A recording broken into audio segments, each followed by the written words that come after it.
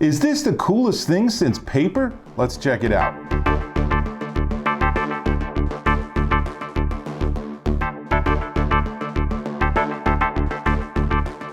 Oh, Dave Taylor here, and I'm having so much fun with this. This is really cool.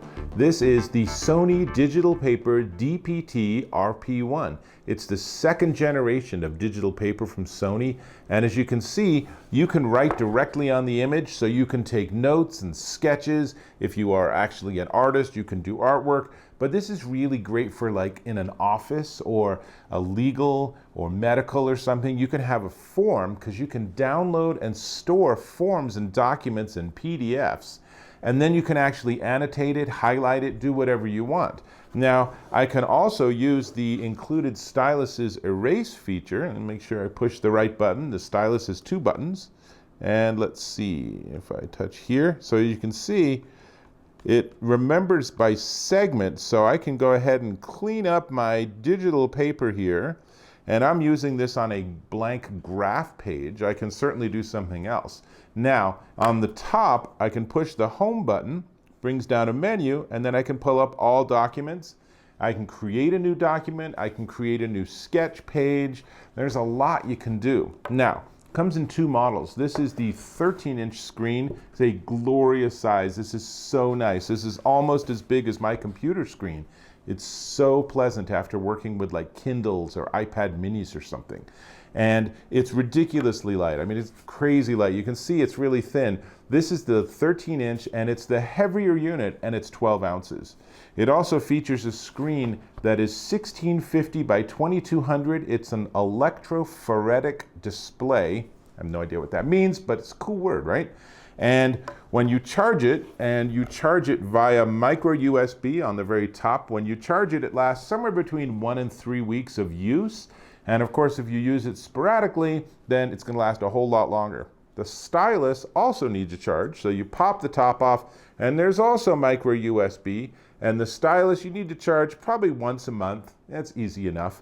And it has a little tab that sticks out, which fits into the side of the actual digital paper, so you can see that Stylus just stays on there nice and handy. Pop it off. It has 2 different tips you can change. It actually includes not only the 2 different tips, but it also includes a tip removal tool, which is important. This is the pen style tip. They also have a pencil style tip. So it's just about how hard it is and its interaction on the screen. So that's actually super cool. Also 2 buttons. So the lower button is the erase button, I think. Let me pull up my illustration and we'll see. So here's a circle, and I'm gonna use that. Let's see, yeah, that was the erase button. So the second one is actually then the highlight button. So if I go into a PDF document, and I just happen to have a J.K. Rowling book that I've been looking at, so you can see, isn't this a great way to read an ebook? I mean, we're so used to these tiny screens, but that should mean that I can also highlight segments. Let's try it with the forward button.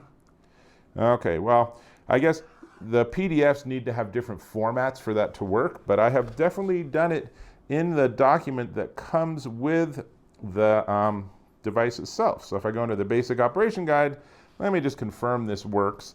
And honestly, it's just super fun. Let's see, that's the erase, so there's the highlight. Okay, good. So now I got it. So the back button on the Stylus is the highlight. So if I push that, I can then highlight a section, and then it will stay highlighted, and I'll get to see it later. Now, obviously, this is not a color screen. Is that a problem? I don't think so. I mean, for so many of the documents we work with, we just need ink on paper or pencil graphite on paper, right? So it works really well. And again, as I said, the top button is the home button, and that gives you this set. Here's a close-up so you can see this strip of tools or icons. And then if I choose all documents, then I can see everything I have on here. But let's go back, and I'm going to instead create a new note. And then look at this close-up. You can see all the different styles of note you can create.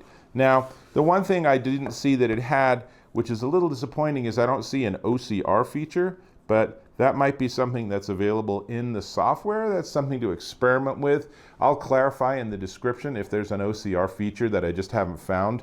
But even without that, this is so dang cool, honestly, to be able to read PDFs and documents and such in this size screen is really lovely. And it gives you easy sharing. You can do it via Wi-Fi, via Bluetooth, or you can physically plug the device in. And then, like I said, there's this digital paper app for Mac or Windows, and there's also a copy that you can get for your smartphone. You can see here, DPA Mobile gives an easy way for me to push documents to or pull documents from the digital paper device. Personally, I found that using it on the Mac was way easier because you have the file system and you probably have a folder full of PDFs. On a smartphone, it's a little harder to work with the file system. Your mileage may vary, but it really makes all of this super easy, and you can store a lot of documents. In fact, it has 11 gigabytes of on-device storage, which should be thousands of PDFs. You can have an entire reference library. I mean, wouldn't this be amazing for kids at school to have their entire textbook on something like this? And then they could actually annotate it and then submit it by, you know, saving that one page and submitting it to the teacher or something. Really revolutionary. Maybe for grad school or PhD programs, the cost could be justified for something like that. Really, really like this. And it also gives you the ability to do searchable documents, of course, which is a great boon. And you can do encryption. So you can keep the documents encrypted, so if someone finds this device or grabs it off your desk or something, then they're out in the cold, even if they hook up a device and pull data right off of the memory or something. So, not much else to talk about. We've already talked about the stylus. We've talked about this. We've talked about the power and charging. When you get it in the box, it comes with a charging cable, woo, and some starting instructions. But they really kind of assume you know what you're doing, and it's not a rich feature set. This is on the, you know, if you wanted to be critical, this is a one-trick pony. On the other hand, it does that trick phenomenally well. This is so cool. And I will also add, however, that it does feel a little bit flimsy. Even as I do this, I can feel it torquing. So if I was to use this on a daily basis, I would definitely acquire a rigid case for it, which of course meant that it wasn't quite so skinny, which is one of the amazing characteristics of this, but having it not break would be really, really nice. And that of course would be the fundamental problem. If you gave this to every high schooler at your local school, it would take about a week for half of them to be snapped in half. So, you know, if you're in an environment, or you're a professional and you can manage more delicate or fragile devices, this definitely falls into that category. But again, that's Sony making conscious choices to not, for example, put a sheet of aluminum on the back to make it tougher and more rigid, but then add a lot of weight. So it's really, it's a really interesting device. It's really a stepping stone. You can imagine that down the road, you know, maybe another generation or two more generations, the price will be down, the speed will be up, though it's acceptable speed as is, and it'll be tougher and more rigid, and it might have better connectivity. Who knows, maybe 5G or something, so you won't even need anything other than the device and the universe around you. And then you can pull documents, you can save documents, you can read news stories. This would be so great for like a magazine subscription. Holy cow, this would be so cool. Really, really impressed with this. It's a very narrow usage case, but boy, if this is something you need, this is a very cool device. Now, before we get to the price, and then it comes with kind of a big price tag, but before we get there, let me ask if you can subscribe to my channel to catch all my reviews. Really appreciate that, and it's seriously just one click away. Awesome. Now, this is, let me just go ahead and, there's a, on the top, by the way, there's a power button, and there is the charging port, and that's about it. There is no audio, there's nothing. It's really not designed for that. Oh, and you can put the stylus on either side. So if you're left-handed, it is perfectly acceptable to store it on the left side. So no worries.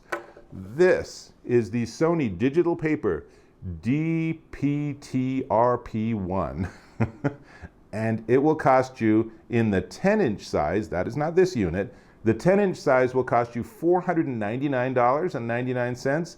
The 13-inch size, that is this one, and I absolutely think it's super cool. The 13-inch size will set you back $699.99. Both of them available at Amazon, but this is basically the price of a laptop. So, you know, do you want a laptop to look like everyone else in that meeting, or do you want to have something different in the courtroom or in that high-powered executive boardroom where you can really do something different and really just like say, oh, well, let me sketch an idea, and then it's saved and it's on this and you can share it with everyone, all at the tap or two of a stylus. Very interesting, very cool. So with that, I'm going to get back to my artwork, which means I'll catch you in my next video.